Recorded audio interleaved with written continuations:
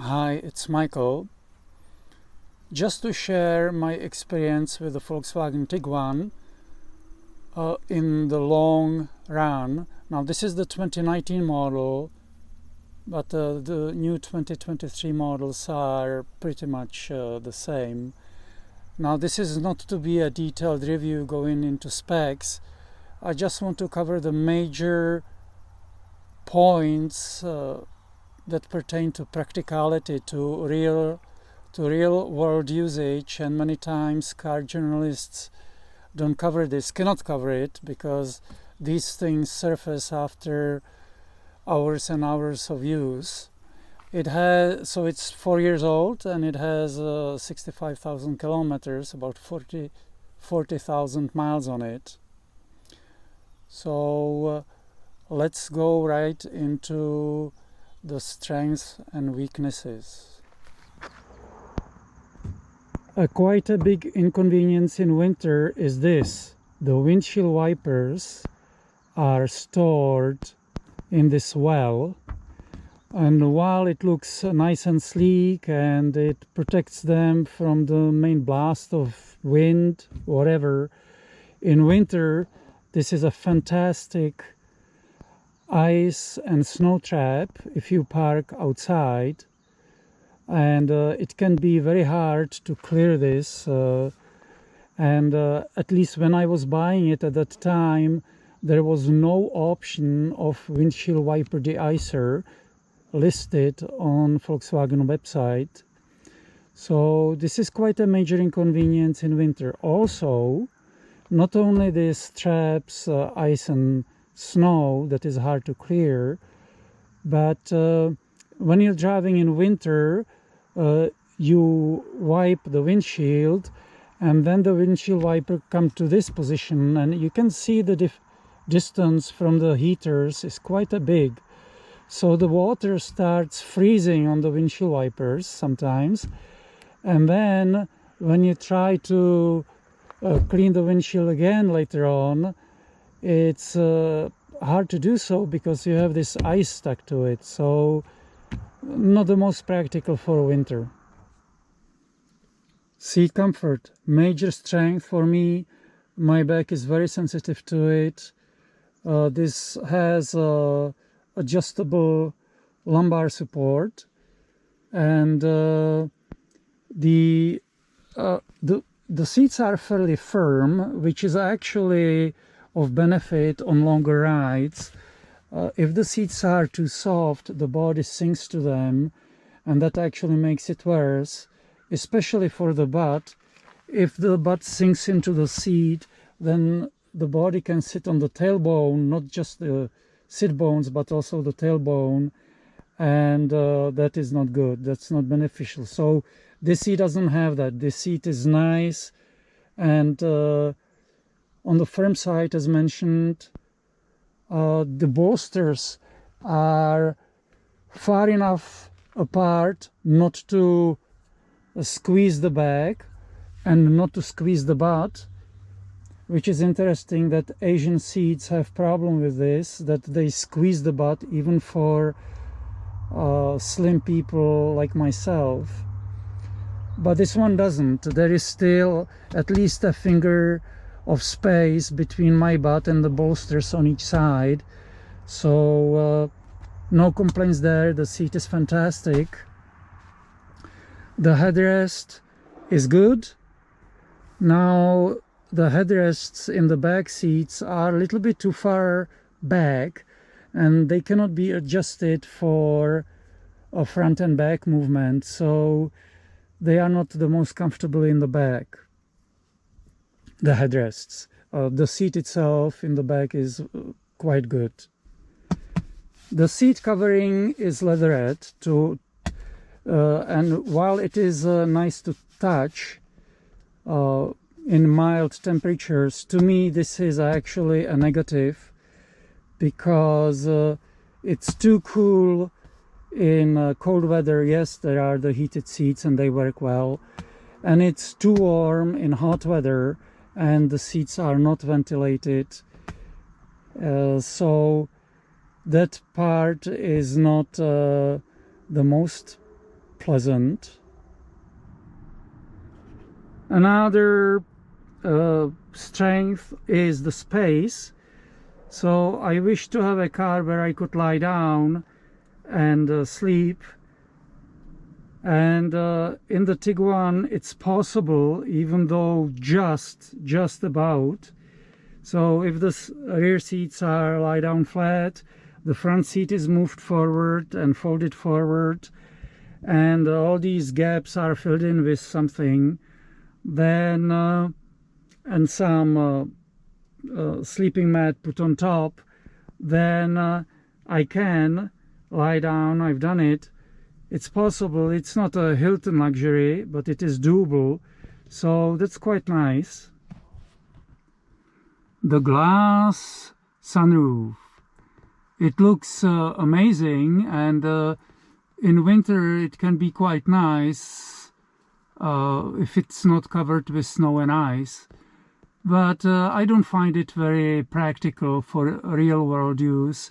In summer it is closed anyway because the sun is unpleasant on the head, even through the deep tinted glass roof.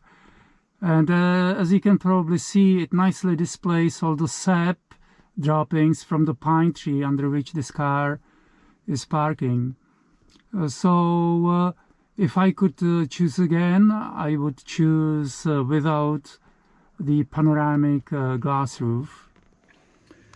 Under the front Volkswagen badge is the radar of that front collision warning thing, and it gets easily overwhelmed with snow and heavy rain. So under those conditions, when it would seem to be the most beneficial to have it working, it actually doesn't work. And this is probably, I would guess, common to many cars, not just Volkswagen.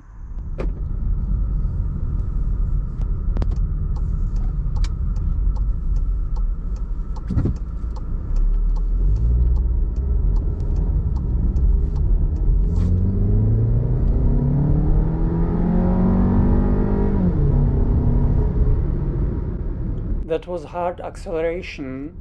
Could you tell? We'll get back to it very shortly. If somebody would ask me to summarize this Volkswagen Tiguan in one short sentence, I would say this is a fantastic cruiser, fantastic road trip car.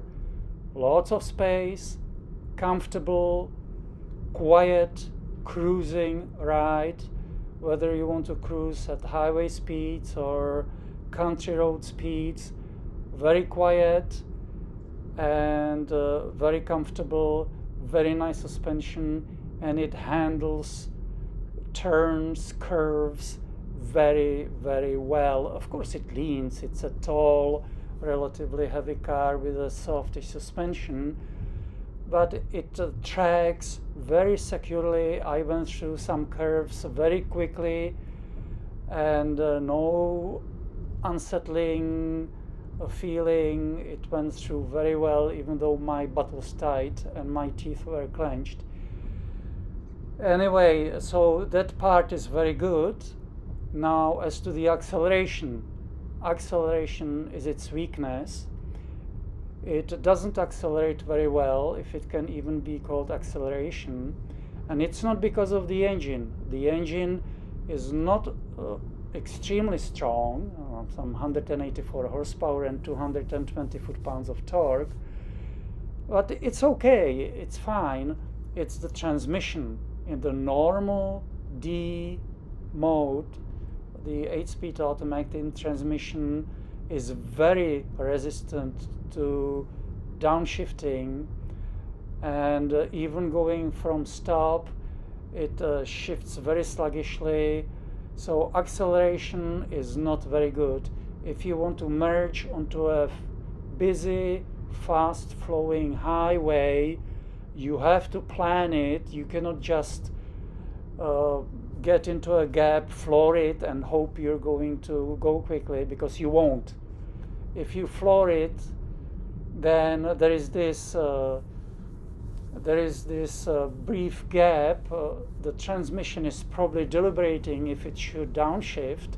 There are probably two committees of geriatric participants that are deliberating if the transmission should react to your accelerator input. And when it finally decides to downshift, it do so, and then the engine starts roaring, but the acceleration is still mild, and then it upshifts fairly quickly. Now there is also the sport mode, and the sport mode is noticeably better, but it's still not a rocket. Of course, this is not supposed to be a rocket. This is supposed to be just a general purpose car in a way, with decent fuel economy. I guess that's the trade-off for not accelerating very well, and the fuel economy actually is very good for such a big, tall, relatively heavy car.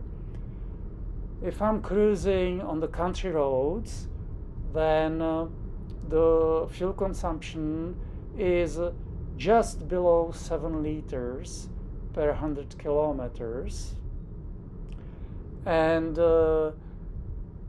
similar to on the highway, if I keep the speed limit. And in the city, stop and go traffic is probably around 9 liters per 100 kilometers. So cannot complain about the fuel consumption. The suspension. Well, to me, the suspension is very, very good. Yes, it is on the softer side. Of course, it's an SUV meant for family hauling.